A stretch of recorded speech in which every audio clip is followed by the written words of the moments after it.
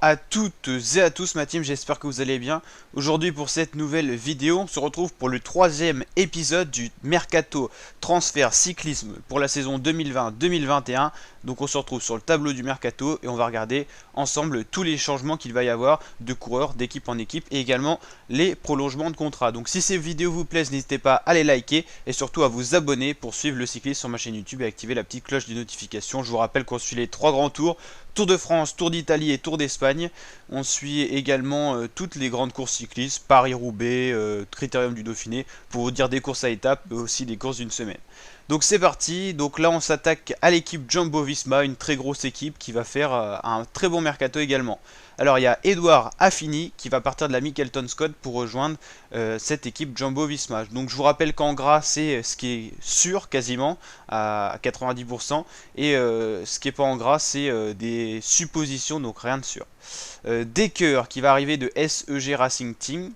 Couch qui arrive de Jumbo Development Team. Donc la Jumbo Development Team, c'est la Jumbo des néo-pros, donc qui sert à alimenter cette équipe Jumbo Visma en pépite du cyclisme. Donc on leur fait confiance pour l'apport de Couch et également de Lem Reyes. Sam Omen, le bon grimpeur de la Sunweb qui va arriver chez Jumbo Visma pour renforcer une fois de plus les rangs de Jumbo. Van Houdung qui arrive de la CCC Team et une incertitude, Oudebroek qui arriverait de Hagrog, Tourman, Balen, BC Junior. Donc pareil néo-pro, voire junior.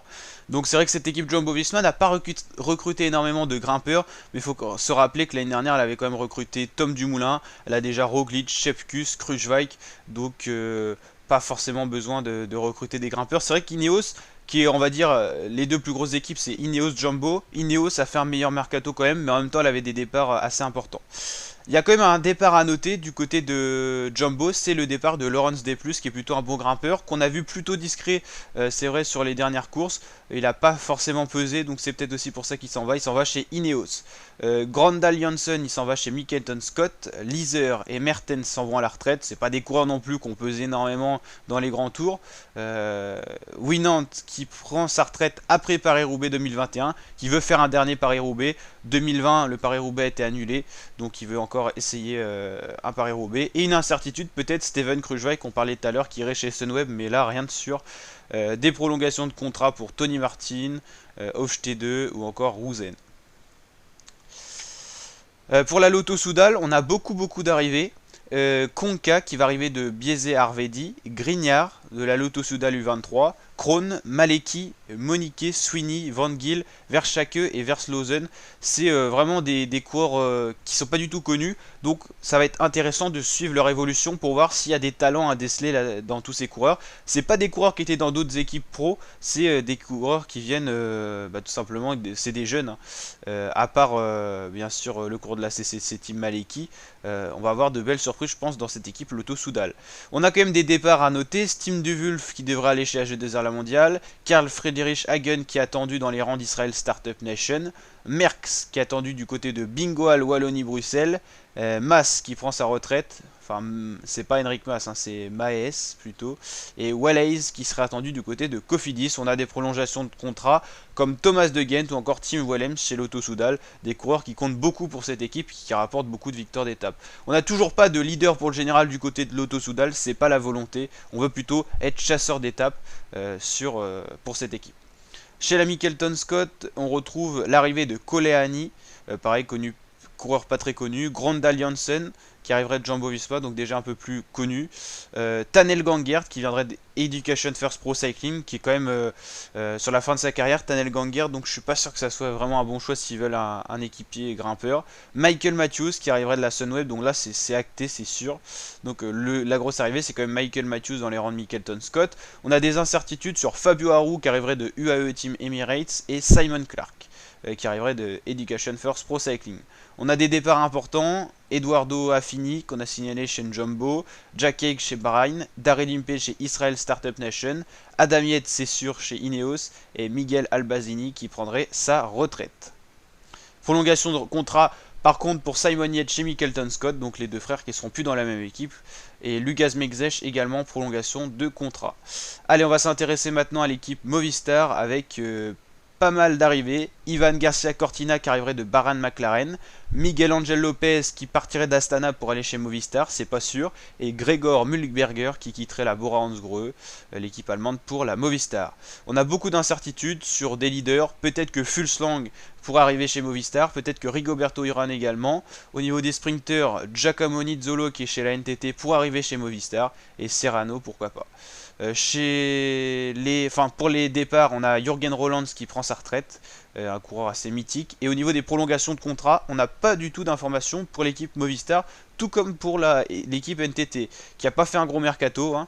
Elle va perdre beaucoup de coureurs, l'équipe NTT, donc je ne sais pas si c'est la fin tout simplement pour cette équipe NTT, mais c'est assez inquiétant. Ryan Gibbons qui partirait du côté de UAE Team Emirates. Luis Menches pour une petite équipe Circus Wanty Gobert. Luis Menches, quand il était jeune, on attendait beaucoup de lui. Finalement, il n'a jamais réussi vraiment à s'imposer. Ben O'Connor sera attendu du côté des rangs de AG2R La Mondiale. Battistella chez Astana ou Bahreïn. Hagen chez Ineos Grenadier. Gino Mader chez Bahrain McLaren. Nizzolo chez Circus Wanty Gobert au Movistar, comme on vient de voir tout à l'heure. Sobrero et Valgren iraient soit chez Astana, soit chez Education First Pro Cycling ou Ineos pour Valgren. On va maintenant voir l'équipe Sunweb qui attend dans ses rangs le coureur français Romain Bardet. Donc ça c'est la grosse arrivée, c'est déjà acté, donc ça c'est certain. Brenner qui arriverait de RSG Ansbar. Combo de la Nippo Delco One Provence. Markel qui arriverait de la Sunweb Development, donc l'équipe formatrice de Sunweb. Van Denabele de l'Auto Soudal U23, Vermark de Hagens Berman Axeon et possiblement Steven Kruijswijk de la Jumbo Visma, mais ça c'est pas sûr. Les départs, on a Wilco Kelderman qui se dirigerait dans les rangs de la Bora Hansgrohe, Michael Matthews chez Michelton Scott et Sam Oomen chez Jumbo Visma. On a des prolongations de contrat pour cette équipe Sunweb, Nikias Arndt, Tige Benoît, Sej Bol 2 ans ou encore Deneze pour 3 ans. Donc beaucoup d'arrivées chez cette équipe Sunweb et quand même quelques départs notables au niveau des grimpeurs, Calderman et Oomen, et au niveau des sprinters, Michael Matthews qui est quand même un sprinter emblématique de cette équipe Sunweb. Cette équipe Sunweb qui avait quand même perdu Tom Dumoulin, qui avait rejoint les rangs de Jumbo Visma l'année passée. Donc c'est vrai qu'elle perd quand même beaucoup de grimpeurs, mais en même temps elle a révélé sur le Giro Jay Hindley. Wilco Kelderman, il a montré une fois de plus qu'il était encore capable de faire des podiums. Il a fini 3ème du Giro et Jay Hindley 2ème pour vous rappeler. Et le premier c'était Tao Geoghenaert pour Ineos justement. Donc c'est l'équipe Sunweb qui a quand même eu beaucoup de victoires d'étape sur le Tour de France, qui a joué sa carte sur le Tour d'Italie pour le général. Donc franchement une équipe Sunweb solide qui va perdre quelques grimpeurs mais qui va en reprendre, tel que Romain Bardet. Alors on verra si cet investissement valait le coup. Donc voilà pour ce 3ème épisode, j'espère qu'il vous a plu. On s'arrête là et on partira sur l'équipe Trek pour la prochaine vidéo, pour pas que ces épisodes soient trop longs et pour couper en plusieurs épisodes pour pas vous bombarder d'informations, mais que vous puissiez quand même un petit peu voir globalement la grande tendance pour toutes les équipes que je vous ai montré dans une vidéo.